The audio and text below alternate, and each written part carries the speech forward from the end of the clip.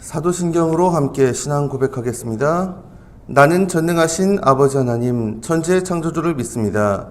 나는 그 유일하신 아들 우리 주 예수 그리스도를 믿습니다.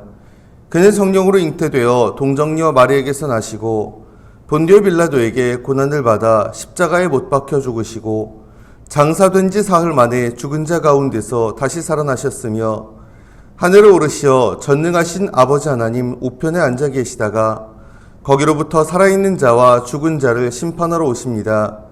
나는 성령을 믿으며 거룩한 공교회와 성도의 교제와 죄를 용서받는 것과 몸의 부활과 영생을 믿습니다. 아멘.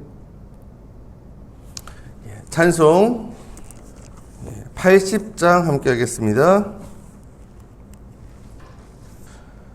천지에 있는 이름 중 귀하고 높은 이름 주 나시기 전 지으신 구주의 이름 예수 주 앞에 나가 엎드려 그 이름 찬송함은 내 귀에 들린 말씀 중 귀하신 이름 예수 주 십자가에 달릴 때 명패에 쓰인 대로 저 유대인의 왕이요 곧 우리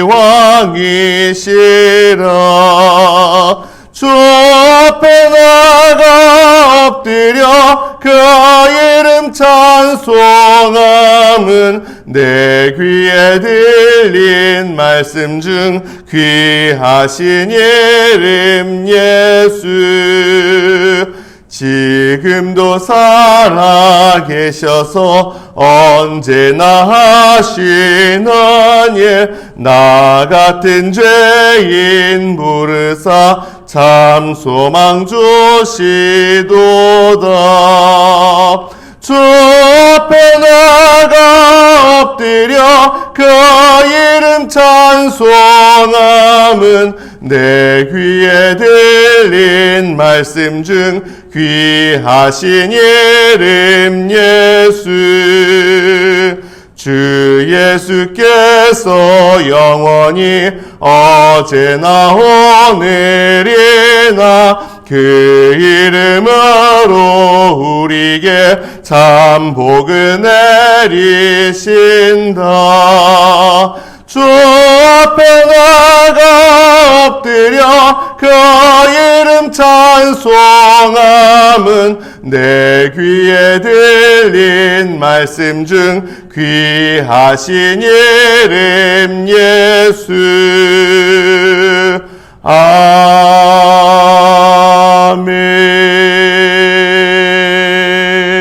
아멘. 스가랴 6장 함께 읽겠습니다. 구약성경 1317페이지 스가랴 6장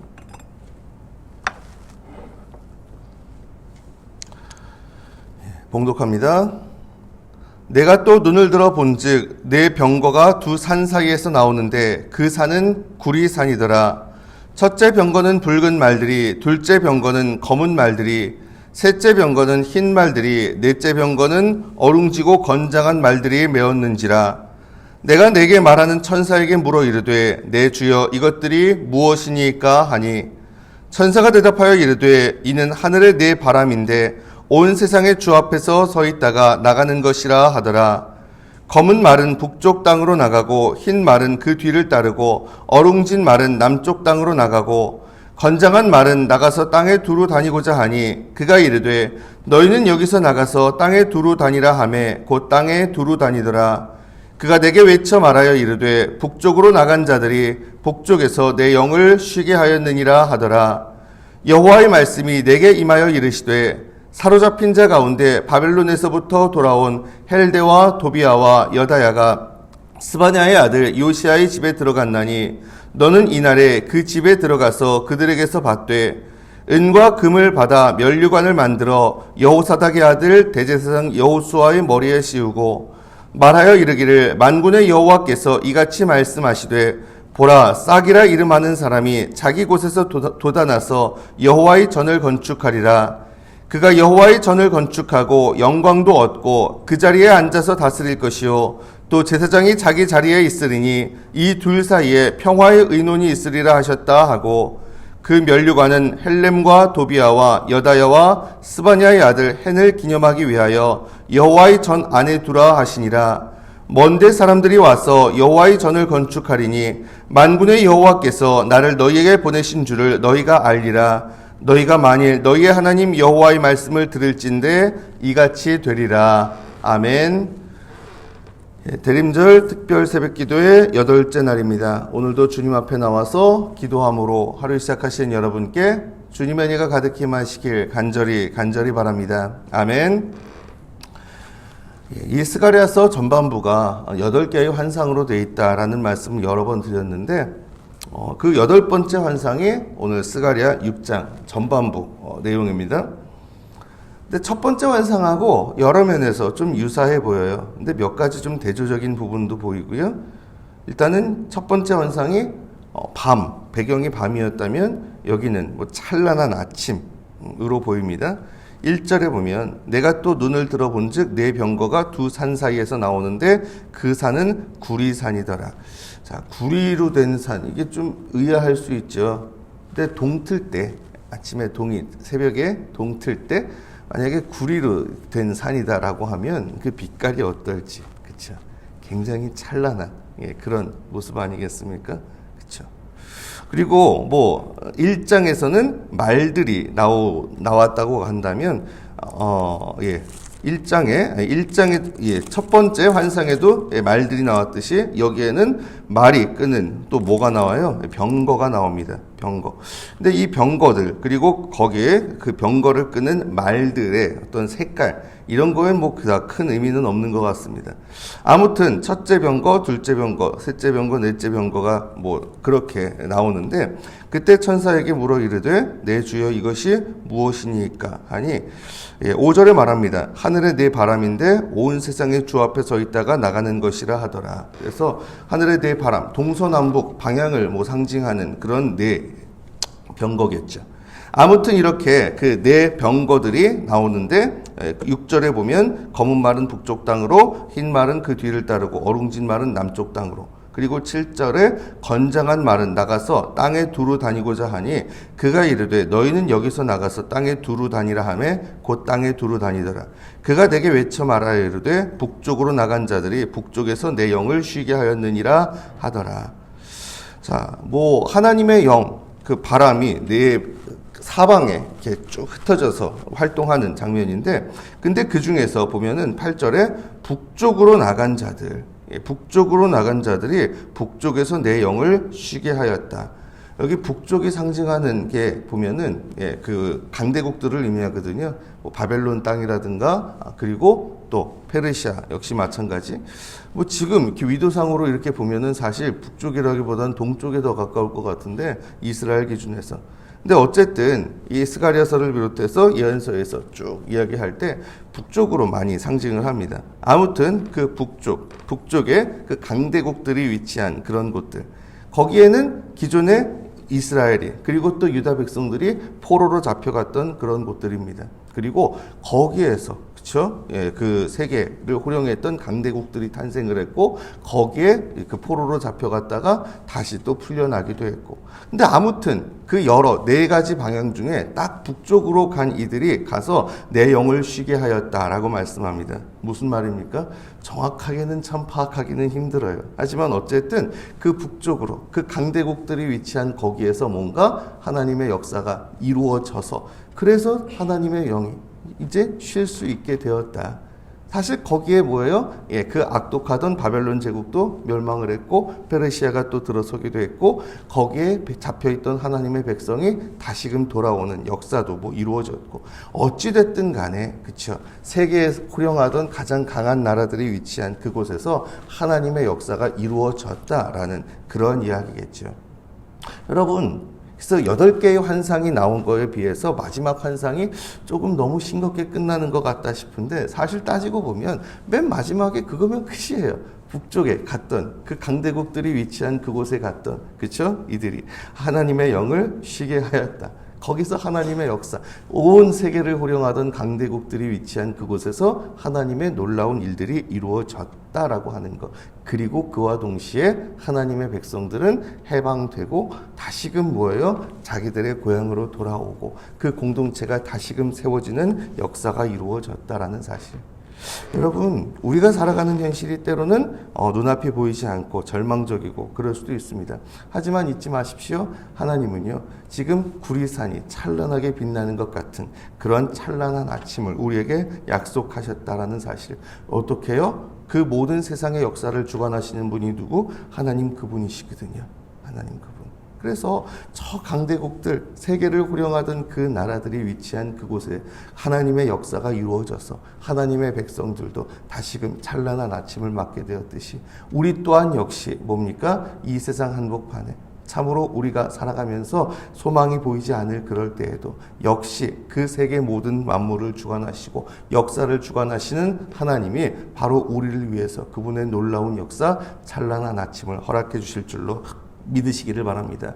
그러기에 우리가 하나님 바라볼 때 그 안에서 소망을 찾을 수 있는 거 아닙니까? 자, 9절부터 15절까지에 걸쳐서 또 한 번 신탁이 나옵니다. 자, 근데 뭔 이야기인가? 이게 조금 좀 이해하기가 사실 어려워요.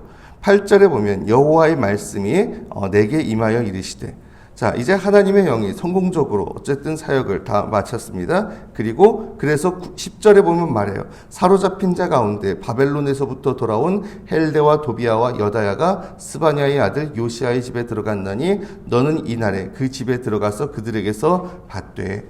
자, 북쪽으로 갔던 영이 이제 성공적으로 사역을 했기에 북쪽에 잡혀갔던, 포로로 잡혀갔던 이들이 돌아오는 거예요. 그래서 돌아온 이들의 이름이 언급이 됩니다. 그렇죠? 헬데와 도비아와 여다야가 스바냐의 아들 요시아의 집에 들어갔다. 그랬으니 너는 그 집에 들어가서 은과 금을 받아라. 받아서 11절 은과 금을 받아 면류관을 만들어 여호사닥의 아들 대제사장 여호수아의 머리에 씌우고.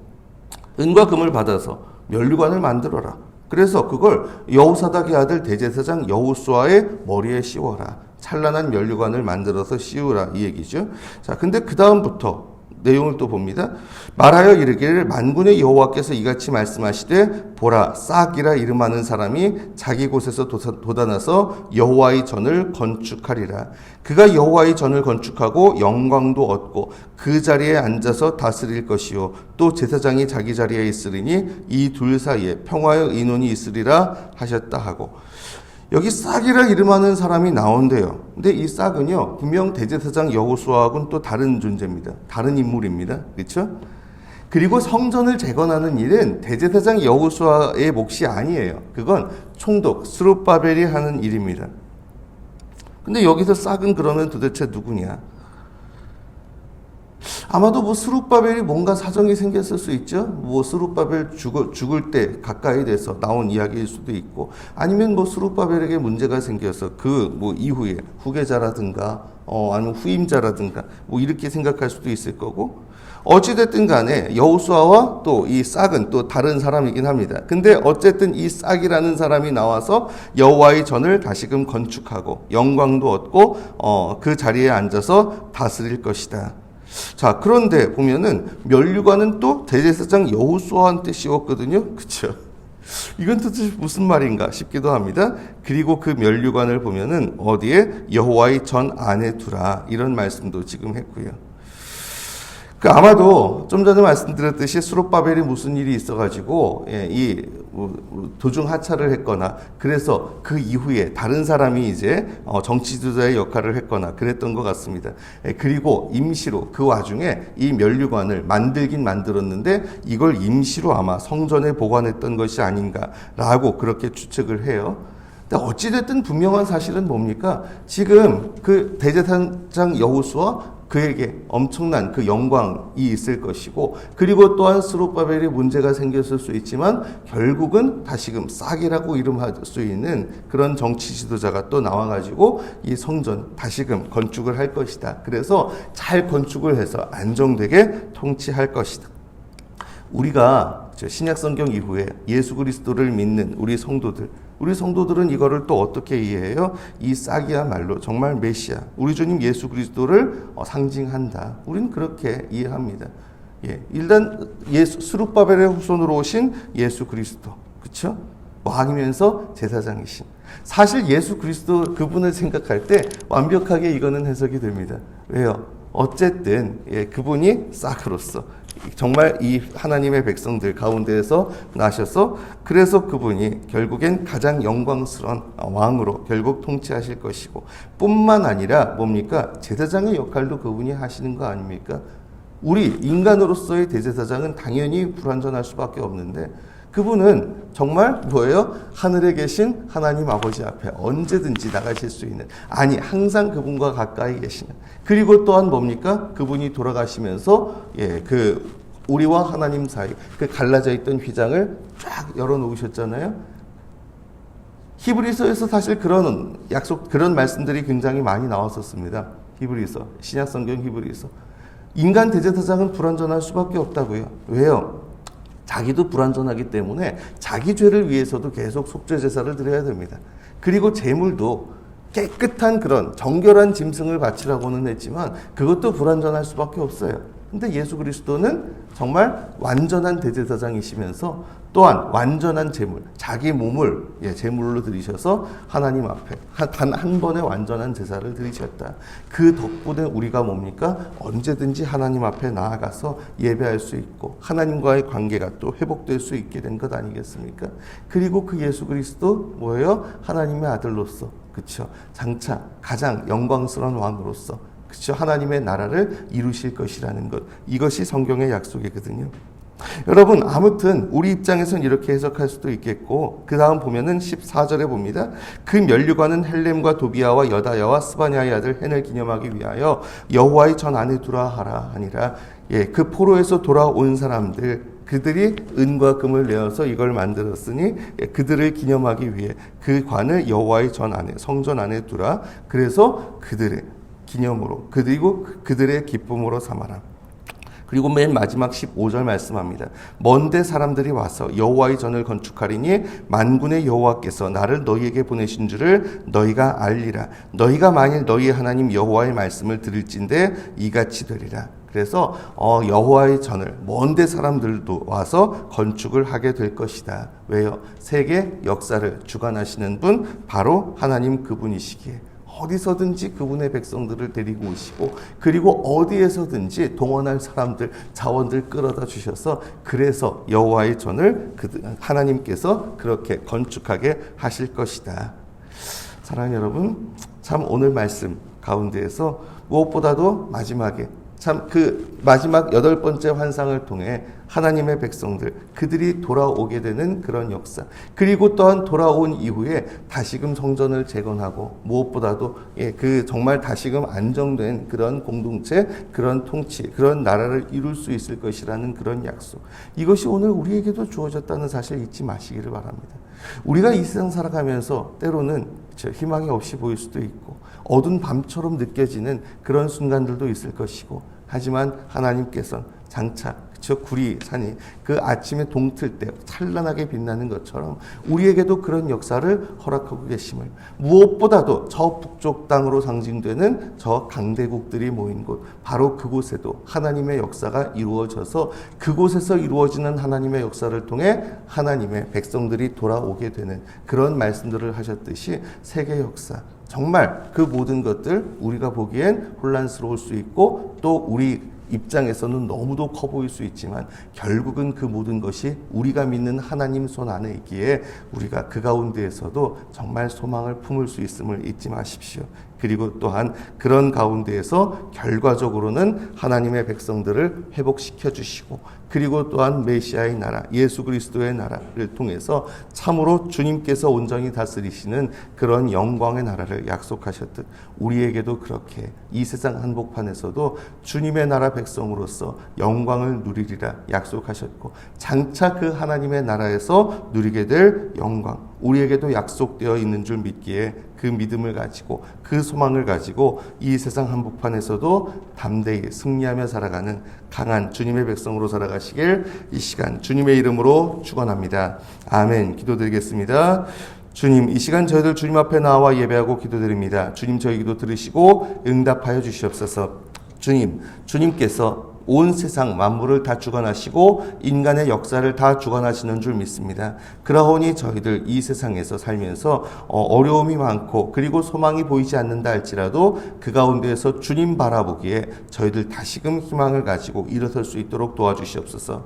지금은 어두운 밤처럼 보이지만 장차 저 구리산이 아침 동틀 때 빛나는 것처럼 저희에게도 찬란한 그런 앞날을 허락하여 주셨음을 잊지 않게 하시고, 무엇보다도 포로로 잡혀갔던 그들도 다시금 돌아오게 하시고 그들 가운데 영광의 나라를 이루실 것이다 약속하셨듯이, 예수 그리스도 우리 주님을 통해서 가장 영광스러운 왕이시오, 그리고 하나님과 우리 사이를 회복하신 제사장이신 예수 그리스도를 통해 우리에게도 하나님의 나라 가장 놀랍도록 가장 완전하게 그렇게 이루시겠다 말씀하셨사오니, 그 약속을 믿고 그 약속을 소망하며 저희들 늘 주님 안에 거하는 가운데 진정 주님의 나라 백성으로서 그렇게 주님의 영광에 동참하는 저희가 될 수 있도록 주님 우리의 삶의 순간순간마다 늘 함께 하시고 인도하여 주시옵소서. 감사드리며 이 모든 말씀 우리 주님 예수 그리스도의 이름으로 간절히 기도드리옵나이다. 아멘. 주님 가르쳐 주신 기도 함께 드리겠습니다.